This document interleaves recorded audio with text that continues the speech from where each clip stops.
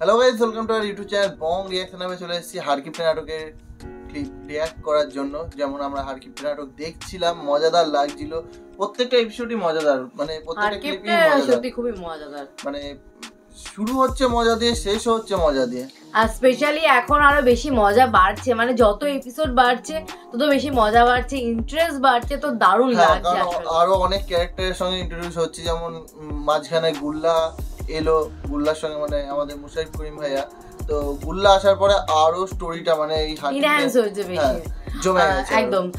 এদিকে একদিকে মুশারিফ করিম ভাই, একদিকে হচ্ছে চঞ্চল চৌধুরী স্যার, তারপরে তো আরো সবাই আছে, মানে সব মিলিয়ে দারুণ লাগে, দারুণ ধামাকাদার মজাদার লাগছে। আব্বার অ্যাক্টিংটা দেখতে কিন্তু দারুণ লাগছে, মানে বহরের আব্বার অ্যাক্টিংটা দেখতে। আর ওইদিকে হচ্ছে এখন একটুখানি ইয়ে চলছে, যেটা হচ্ছে হারাধন কাকার ছেলে ভূপেনের সঙ্গে। তো যাই হোক, চলো এবার আজকের ক্লিপে কি দেখবো, আজকের এপিসোডটা কি দেখবো সেটা আগে দেখে নিই। চলো।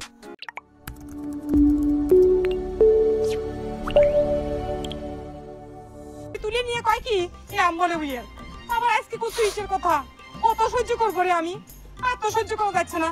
আমি যাই, তুই যা। চুরি করে যাবো, গল্প দিয়ে দিতে নাকি? গুল্লা ফাঁসিয়ে দিয়েছে একদম, বর্গে সব জায়গায় ফাঁসাচ্ছে গুল্লা। কি আছে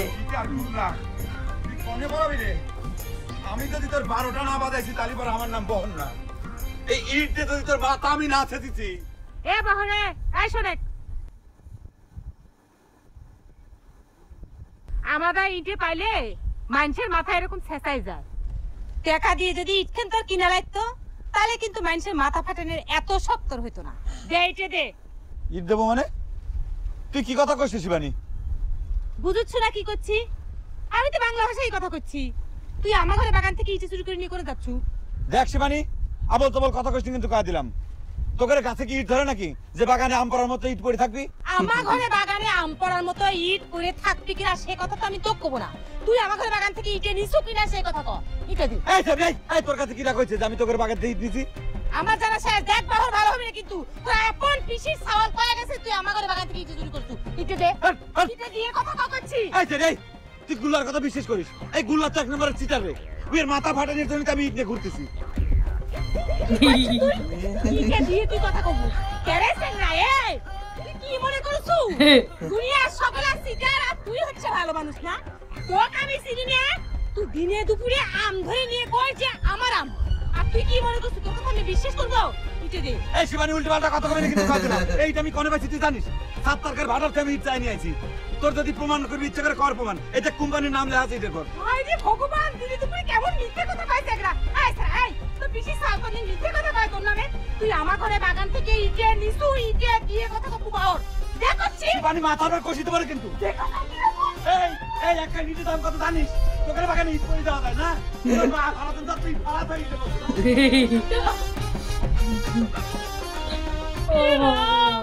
এই একটা দিনে গোটা লাখ ইট নিয়ে চলে গেল। কেন বাহরে? তোরা তো কিসের শত্রুতা আমার সাথে? তুই কত বাবাকে আমি কি জবাব দেব নি? তুই এত শাস্তি হয়েছিস কবে থেকে? একবার বাড়ির পুতা আপনি চলে আসিস, আমার নিজেকে নিয়ে চলে আসবো। এত করে আমাকে নিয়ে যেতে একটা ভার চোখ বন্ধ করে চিন্তা করে দেখো হারাধন, ডিম ফুটে একটা মুরগি তিল তিল করে বড় হতে কত সময় লাগে, অথচ তাকে ধরে নিয়ে যায় জবাই করে খাইয়ে ফেলাইলো। একটু দরদ হইল না? দরদে যদি থাকতো তাহলে 1 গাদি টাকা খরচ করে উড়িয়ে জাহাজে করে কেউ ফরেন যাবে চায়? দেশে এত গাড়ি ঘোড়া থাকতে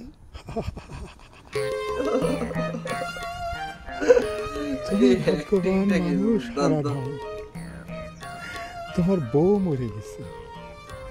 মানুষের বউ যে এত অলক্ষী হয় তুমি গল্পেও শুনতে পারবে না। তুমি তো আমাকে ভাগ্যবান কবেই। আমি খালি বুঝতেছি ভগবান আমাকে কি যন্ত্রণার মধ্যে পালায় রাখিছে। তোমার বউ তো সামান্য একটা মুরগি জবাই করেছে। আমার কথা চিন্তা করে দেখো, আমার সওয়াল আরে ভূপেন করিছে কি?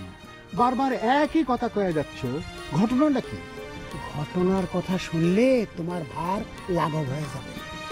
আমার রাজপুত্র ফরেন যাবে, তো জানা তো মানা করতেছে কেটা, তো সে বাবুগিরি করে উড়িয়ে জাহাজে করে যাবে।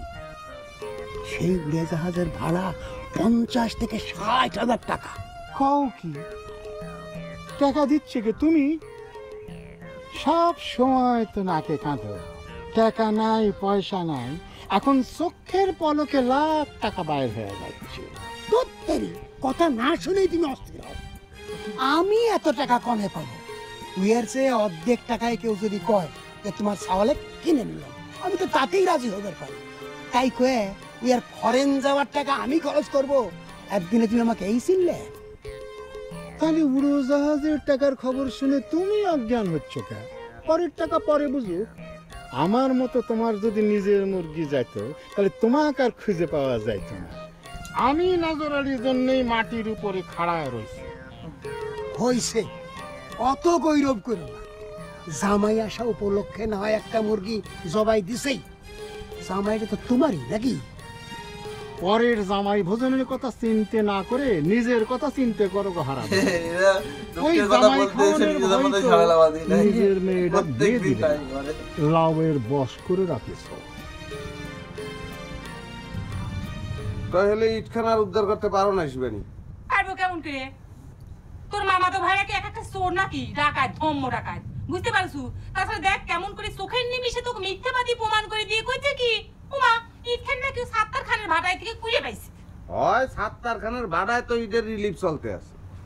অবশ্য তোমার যদি বহরের কথা বিশ্বাস হয় তাহলে আমার আর কিছু বলার নাই। এখানে তো বিশ্বাস অবিশ্বাসের কোনো কথা না। তোর মামা তো ভাইরা এক একখান যাচ্ছিস, আসার সময় কি দেখলাম আর একজনের রেশমার সাথে।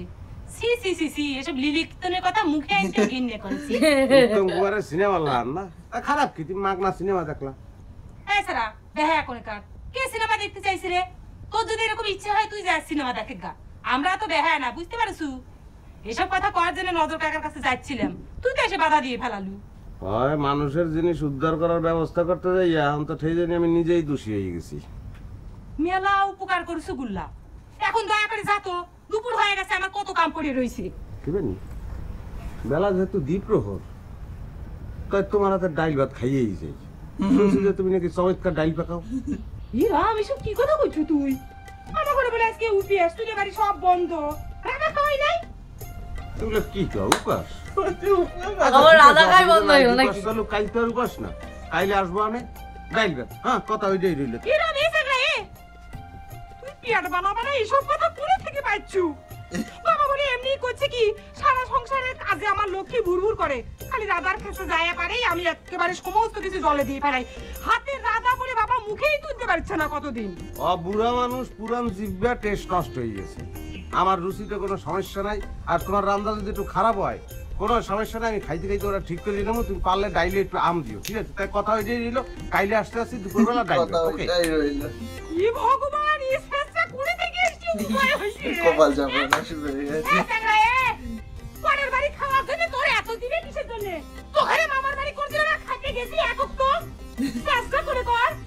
বাবার কাছে তো কইতে দাঁড়া, বাবার কাছে আসলে বাবা আসলে কই দেবে, সব কথা বাবার কাছে কই দেবে। যা হবার হয়ে যাবে। হয়েই গেছে নজর। এখন দুঃখ করে ওই মুরগির জীবন তার ফেরত পাওয়া যাবে না। সত্যি কথা। ধৈর্য ধরো, ধৈর্য ধারণ ছাড়া আমাদের আর কোনো পথ নেই।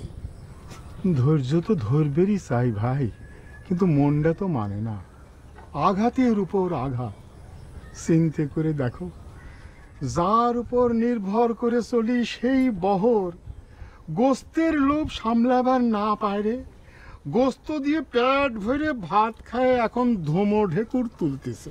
তুমি যাই কও নজর, তোমার ওই বহর চাউলটার একটু লোভ আছে। আমার গাছের পাক্কা আমটা পড়ায় সাবার করে দিছিল। যাকে এখানে আসার পর শুনলাম তুমি নাকি না খেয়ে আসো, তাহলে তো মুরগির দাম পড়ায় অসুল হয়ে গেছে। এখন সুস্থির হও। আমার হিসেব তো সারা জীবন তুমি কারেন্টের মতো মিলাই দিলে হারাধন। কিন্তু না খেয়ে নিজের জীবনটা যে শাস্তি দিচ্ছি সেটা তোমার কাছে কিছু না। তাও তো তুমি না খেয়ে সুস্থ থাকতে পারো। আমি যদি তোমার মতো না খেয়ে সুস্থ থাকবার পারতাম, কতদিন চিন্তা করেছি উপেস করবো, পুণ্য হলো ভাতও বাঁচলো। হ্যাঁ ভগবান, কিসের কি, সেদিনই বেশি করে খিদে লাগে। ধম্মকম্ম না করেও তো উপরওয়ালা তোমাকে ভালোই রাখিছে, আমার মতো বিপদেও ফেলাচ্ছে না, ধনও ক্ষয় হচ্ছে না। সে কথা তো বহরের কাছে কইছি, সেই মুরগি তো গেলই। যদি আগে ভাগে মানতের বাকিটা শোধ করতে, শাহপুরের দরগায় মুরগিটা দিতে, 2 কোটি রক্ষা হতো। দেখবে তা উপরওয়ালা তোমাকে বেশি ভালোবাসে, এ কথা কিন্তু আমি কব। তুমি এখনো তাই কবে হারাধন? আরে কব না কিসের জন্যের ভাই, তোমার নিজের দিকে তাকায় দেখো, উপরওয়ালা দয়া করে তোমার সব চুল ফালায় দিয়ে কেমন সুন্দর টাক বানায় দিছে। কত উপকার তোমার, না তোমার তেলের খরচ না চিরুনির খরচ। আর আমার দিক হায় রে ভগবান, আমি লোকজন কতই চুল গজাচ্ছে, তেল দিতেই নাই, মুহূর্তের মধ্যে চুষে না রে ভাই।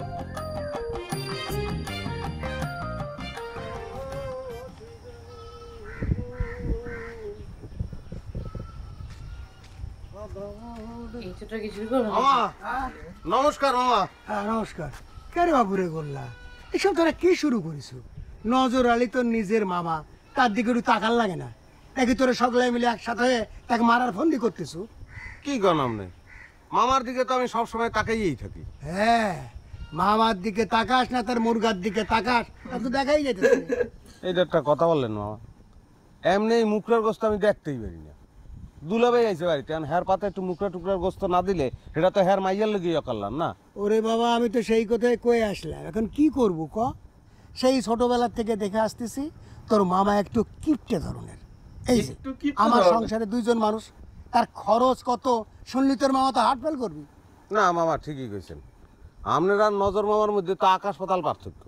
আপনাকে ফ্যামিলির লোকজন, আপনারা মানুষের তো খাওয়াই আনন্দ পান। কি করলো? ওই শিবানী কাল নেমন্তন্ন দিলে আমার ডাইল ভাত খাওয়াইবে, খুব চমৎকার বলে ডাইল ভাত রাঁধে। আপনি বলে বলছেন যে এলাকায় কেউ এরকম ডাইল রাঁধতে পারে না। শিবানী তোকে নিমন্ত্রণ করিস? এরা অন্য কথা বলছে। কে দিতে পারে না? আপনিও তোমার মামা হন, তা মামা বাড়ি মাঝে মাঝে আসবো যাবো খাবো, এটাই তো স্বাভাবিক। না সে কথা করছি না, কাল শিবানী তোকে ডাল দিয়ে ভাত খাওয়াবে নি কেমন করে? কাল একাদশীর উপবাস, আমাকে তো চুলেই চলবি না। তাইলে উপাস? হ্যাঁ। আপনাকে ওই উপাস কি নিত্যই লাগিয়ে থাকে মামা? কে? শিবানী কইলো আইজ উপাস, সামনে কোন কাইল উপাস, তাই বাঁচবেন কেমন তারা? যাক, শিবানী যেহেতু বলছে সে একটা ব্যবস্থা করবেই, ব্যবস্থা করতে না পারলে সে বলতো না, অসুবিধা নেই, কাল দুপুরে আমি আসি, তারপর দেখা যাবে না মামা। আমার ফাঁসি দিয়েছে। ওই মামা নিজের মামাকে ইয়ে করে হলো না, এখন হচ্ছে অন্যের মানে অন্য মামা হারাধন মামাকে ফাঁসিয়েছে নাকি? তাও আবার শিবানীকে এক গল্প দিয়েছে আর শিবানীর বাবাকে এক গল্প দিল। মানে দুদিকে দুরকম গল্প দিয়ে দেখা যাক যে সবার দিকের সাথে ঝগড়াটা কেমন কালকে কি বাঁধানো হয় যায়। সেটাই দেখার বিষয়, যে আদৌ খেতে বাবারে পারবে বাবা। ডাল ভাত, কপালে এখানে- জুটবে। এখানে একবার গল্প দিচ্ছে একটা, তার নামে আবার অন্যজনকে আরেক গল্প দিচ্ছে, আবার ওকে আরেকজন, মানে সত্যি গোল্লা কিন্তু দারুণ মজার মজা বিষয়গুলো দিচ্ছে, ক্রিয়েট একদম করছে, মজা দারুণ কিন্তু বিনোদন দারুণ দিচ্ছে, বিনোদন ভালো দিচ্ছে। যাই বিনোদন হোক, দারুণ দিচ্ছে। ভালো লাগছে আর রিয়াক্ট করতেও আমাদের ভালো লাগছে, যেহেতু মজা রয়েছে নাটকটার মধ্যে। আর নাটকটা এমনি সত্যিকারের স্টোরিটা খুব সুন্দর হ্যাঁ নাটক, একদম। তো ভালো লাগছে। যাই হোক, চলো দেখা হচ্ছে নেক্সট ভিডিওতে, ততক্ষণের জন্য টাটা।